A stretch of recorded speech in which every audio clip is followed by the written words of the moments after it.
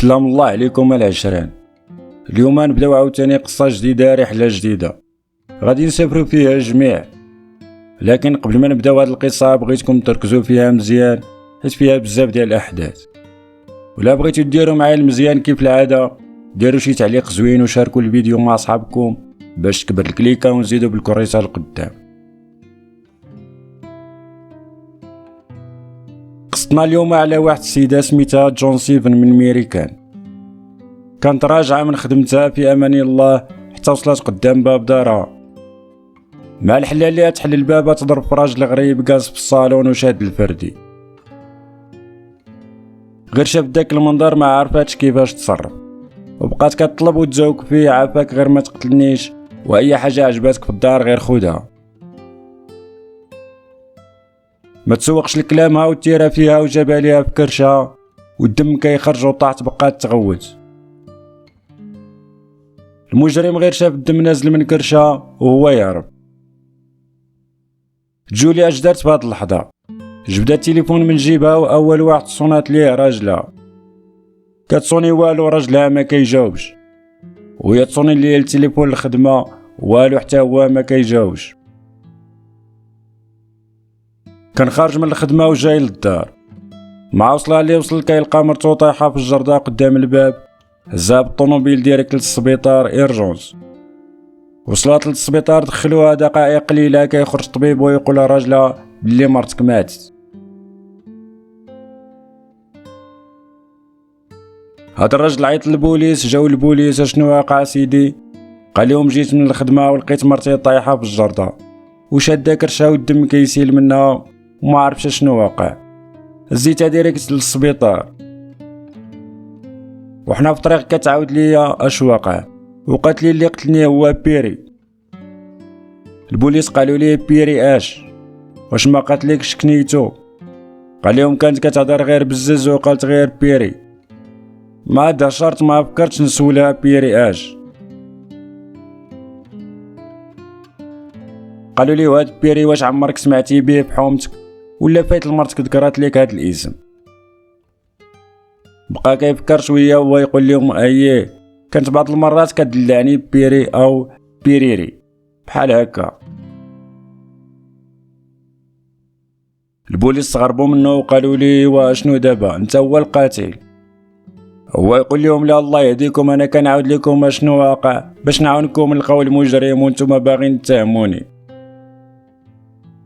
رجعوا البوليس لمسرح الجريمه، دخلوا للدار واول حاجه لاحظوها هي الدار مرونه.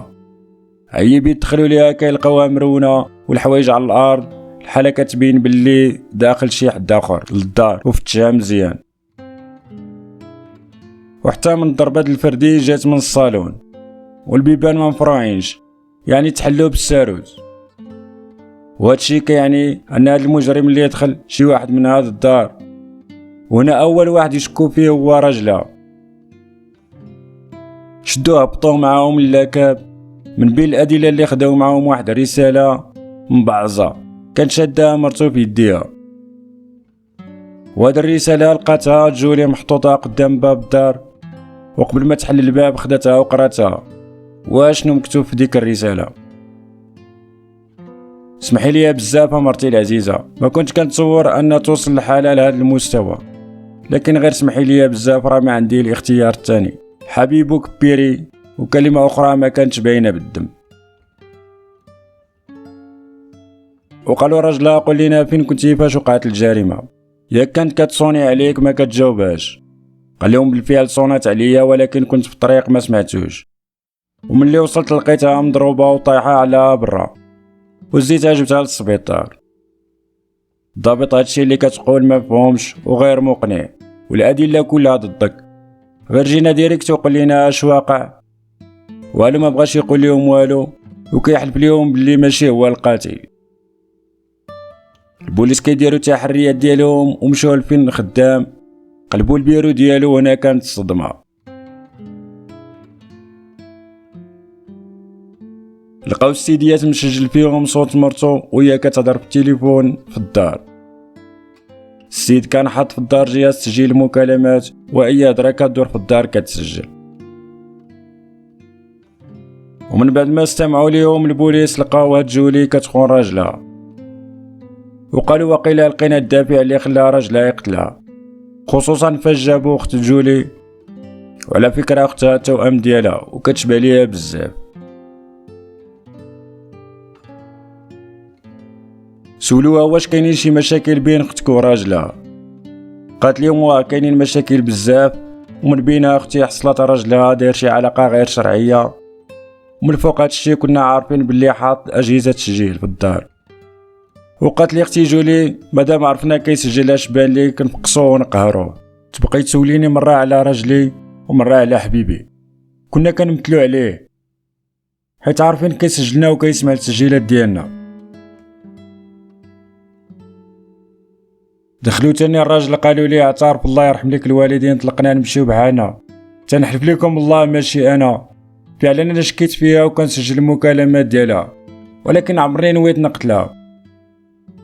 والو عياو ما بغاش يقر ليهم، وهما كيبحثوا لقاو بلي داير التأمين على حياة مرتو،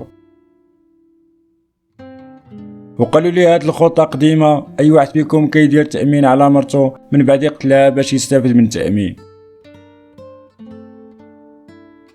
طلعوا خونا المحكمة، القاضي قرا المحضر القضية. ومن حسن حظ هذا الراجل، هذا القاضي معروف بالنزاهة ديالو وكيحل مشاكل القضايا الجنائية، يعني الباق ما يزاق. وسط المحكمة استدعى المحققين وضباط الشرطة وقال لهم نسولكم اشنو اللي خلاكم تهموا هذا الراجل بلي هو القتال. قالوا لي هاد الدلائل اللي لقينا وزيد عليها تسجيل، وهذا الشيء يقدر يكون الدافع باش الزوج يقتل الزوجة ديالو. قال لهم القاضي مزيان، ولكن ذكرتو في المحضر ديالكم بلي لقيتو قارو في مسرح الجريمة، وهاد السيد ما كيكميش هاد النوع، واش هادشي بصح؟ قالوا ليه ويه بصح، وقال لهم هادشي كيعني بلي كاين شي حد اخر في الدار.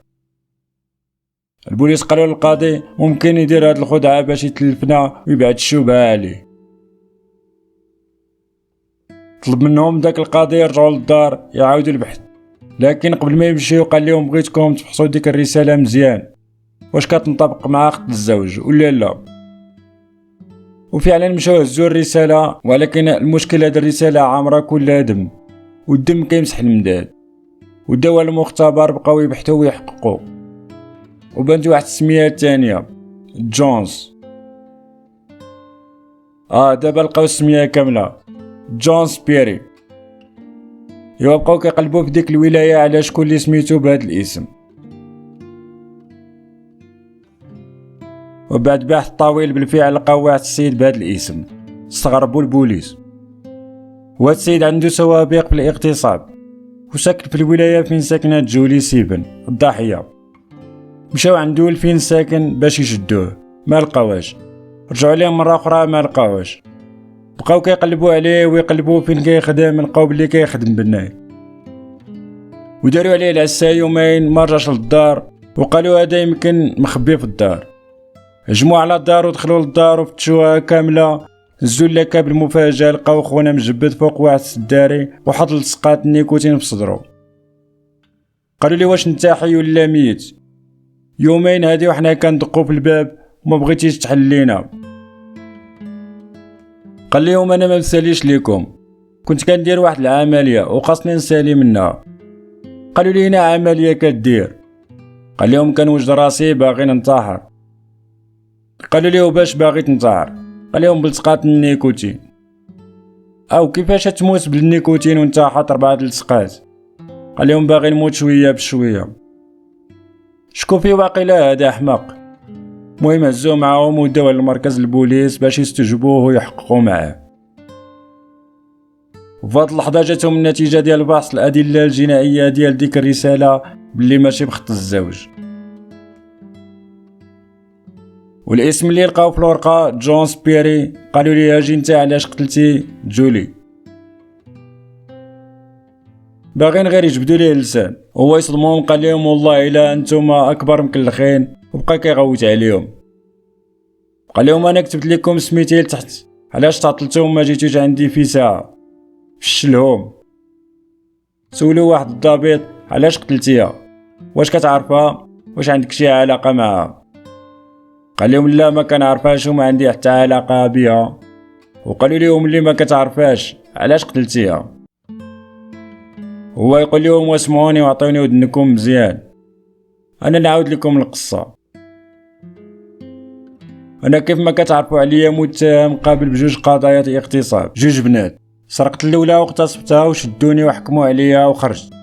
سرقت الثاني وحده اخرى واغتصبتها وشدوني وحكموا عليا ودوزت العقوبة الحبسية وخرجت. والناس اللي في ديك الحومة فين ساكن ملقبين عليا بيري العاهرة، والناس كتكرهني وهادشي سبب ليا أزمة نفسية. وقررت نخلي الناس تنسى هاد الكلمة. وشنو درت؟ خططت ندير شي جريمة كبيرة من هادو اللي درت باش الناس يوليو يقولوا بيري القتال. والقتال احسن من المغتصب.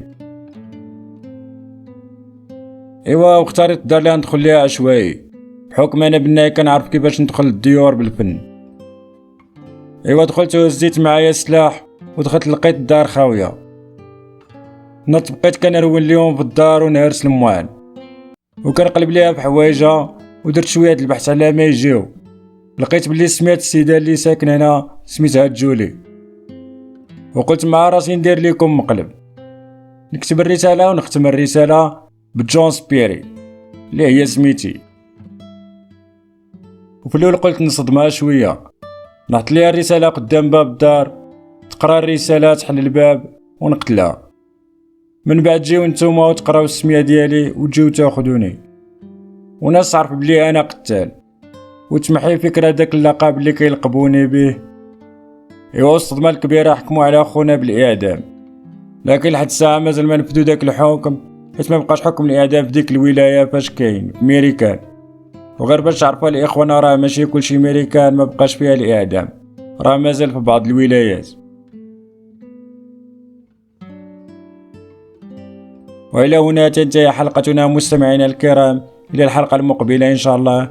نتمنى أنكم استمتعتوا بهذه الحلقة وما تبخلوش عليا بالتشجيعات ديالكم والآراء ديالكم. كان معكم أخوكم المختار.